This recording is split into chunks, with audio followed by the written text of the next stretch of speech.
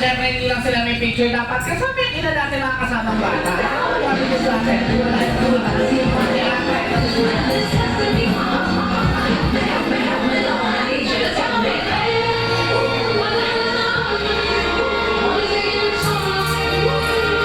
Sayang naman.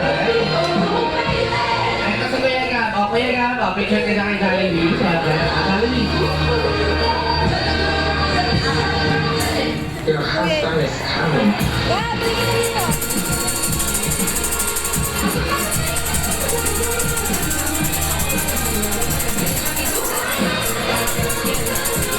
Maraming salamat Kuya Gab. O, mamaya Kuya Gab, pero kung solo picture kay Jollibee rin ha. Pero mamaya ng konti yun. And this time, kailangan muna natin sila mamaya dati sa ating couch. Upo po muna tayo dyan. Kasama si Kuya Ryan at si Kaden.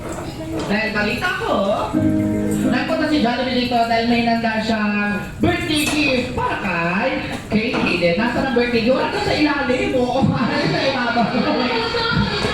Kaya kay Jollibee, bigyan mo natin yung birthday gift kay Kaden.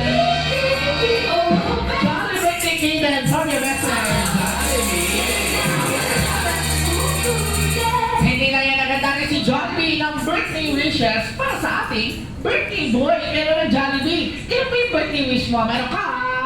1, 2, 3 birthday wishes para kay Jollibee. Hulaan po yung natin mga bisita ngayong hapon. Kaya may Jollibee. Simulan natin sa iyong first wish. Ready? Okay, mga gano'n. May Jollibee, simulan natin sa iyong first wish. Ready? Ang first wish si Jollibee para kay Kaden. Nasa si Kaden ay lumaki. Ano daw yan? Ako matalino. Ano ba?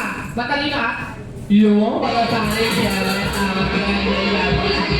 Ang ilang second wish para kay Kaden. Nasaan si Kaden ay lumaki. Wag. Nawag. Kakain. Sa kapila. Kaibigan natin sila galing nila ko. So gano'n, no? Mahal natin sila. Masarap na yung curry nila. Ano tayo wish para kay Kaden? Saan si Kaden ay lumaki? Ano ba yan? Macho! Ano ba?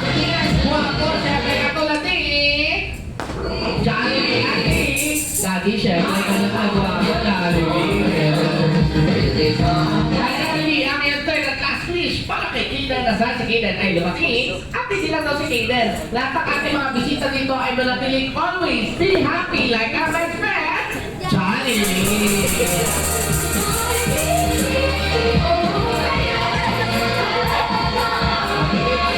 At this time, Mami and Daddy, kasama si Zion at si Kaden. Lipat po muna tayo sa unahan para mapanood po ng buo ang sayaw ni best friend, Jollibee.